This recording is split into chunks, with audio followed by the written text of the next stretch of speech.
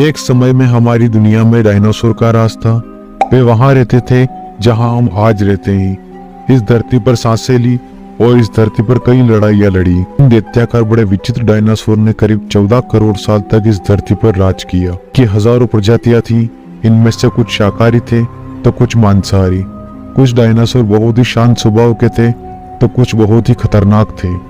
Dinosaur उस समय के सबसे सफल जीव थे, लेकिन अचानक ऐसा क्या हुआ? आखिर ऐसी कौन सी घटना थी जिससे डायनासोर का नामो निशान तक मिट गया? आज हम इस वीडियो में इनके बारे में जानेंगे, लेकिन इनके लिए हमें करोड़ों साल पीछे जाना होगा और डायनासोर के उस अंतिम दिन के बारे में गहराई से जानना होगा। तो चलिए चलते हैं आज से करीब 6.5 करोड़ साल पीछे और जानते हैं कैसे हुआ डायनासोर का अंत। आज से करीब 7 करोड़ साल पहले धरती पर मौसम सामान्य था। समुद्र की हवा और बड़े बड़े पेड़ थे। चारों तरफ डायनासोर के चिल्लाने और चीखने की आवाजें थी। जब डायनासोर की सारी प्रजातियां धरती पर बड़े आनंद से अपना जीवन गुजार रहे थे, तब 10 करोड़ साल पहले ही इनकी किस्मत लिखी जा चुकी थी। 10 करोड़ साल पहले एक छोटा सा एस्टेरॉयड का टुकड़ा जो सुदूर अंतरिक्ष से आ रहा था और वह पृथ्वी से लगभग 20 करोड़ मील दूर मंगल और बृहस्पति ग्रह के बीच में बने क्षुद्र ग्रह में घूम रहे एक बड़े एस्टेरॉयड से टकराता है। इस टकराव से उस बड़े एस्टेरॉयड की दिशा बदल जाती है और वह क्षुद्र ग्रह से निकलकर सीधे पृथ्वी की ओर 20,000 मील प्रति घंटे की रफ्तार से बढ़ने लगता है। जब यह एस्टेरॉयड पृथ्वी से लगभग 3,84,000 किलोमीटर की दूरी पर था, तब धरती से शायद डायनासोर का अंत ना होता। यह एस्टेरॉयड पृथ्वी के उपग्रह चांद से टकराता, लेकिन नियति को कुछ और ही मंजूर था, इसलिए बड़ा एस्टेरॉयड चांद के बहुत नजदीक से गुजर गया। 35 किलोमीटर बड़ा यह एस्टेरॉयड हर सेकंड पृथ्वी की ओर बड़ी तेज रफ्तार से बढ़ रहा था। जब यह एस्टेरॉयड पृथ्वी के वातावरण के संपर्क में आया था, तब इसकी रफ्तार बहुत ज्यादा हो गई। उस वक्त इसकी रफ्तार तकरीबन 80,000 किलोमीटर प्रति घंटा हो गई।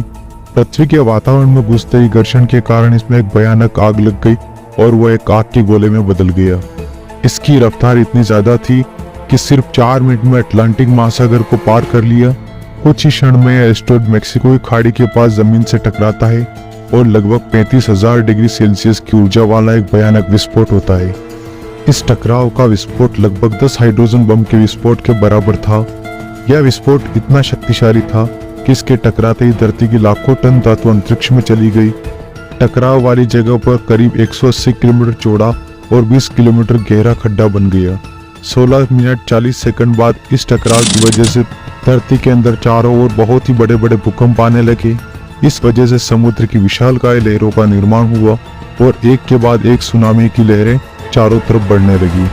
भूकंप के कारण धरती पर मौजूद सभी सक्रिय ज्वालामुखी बाहर निकल गए, जिसकी वजह से हर जगह पर डायनासोर और कई सारे जीवों का विनाश शुरू हो गया। धरती के महाविनाश की प्रक्रिया आरंभ हो चुकी थी।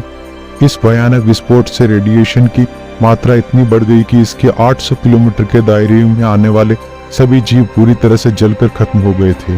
विस्फोट के 40 मिनट बाद पृथ्वी का वातावरण 100 डिग्री से भी बढ़ गया था, जिसमें पेड़ पौधे वनस्पति सहित सारे जीव खत्म हो गए। विस्फोट के 90 मिनट बाद तापमान 200 डिग्री के ऊपर चला गया, जिसकी वजह से डायनासोर या अन्य जीव विस्फोट के इलाके से हजारों मील दूर थे, वो भी इस गर्मी से बच नहीं पाए। इस महाप्रलय के कारण धरती से कुल 90% प्रजाति विलुप्त हो गई और 10% जीव बच निकले थे। उनमें से भी सिर्फ वही जीव जिंदा रहे जिनका वजन 25 किलोग्राम से कम था। इसका कारण यह था कि इस महाप्रलय की वजह से धरती पर सभी मात्रा में वनस्पति और जीव नष्ट हो चुके थे, जिनकी वजह से बड़े बड़े जानवर अपना पेट नहीं भर सकते थे और डायनासोर का काल खत्म हो गया। लेकिन इस महाप्रलय की वजह से नए और छोटे जीवों के लिए बहुत ही लाभदायी था और उनका पालन पोषण शुरू हो गया। आज के वीडियो में इतना ही दोस्तों। प्लीज हमें सपोर्ट करें और हमारे चैनल को सब्सक्राइब करें। धन्यवाद। जय हिंद, जय भारत।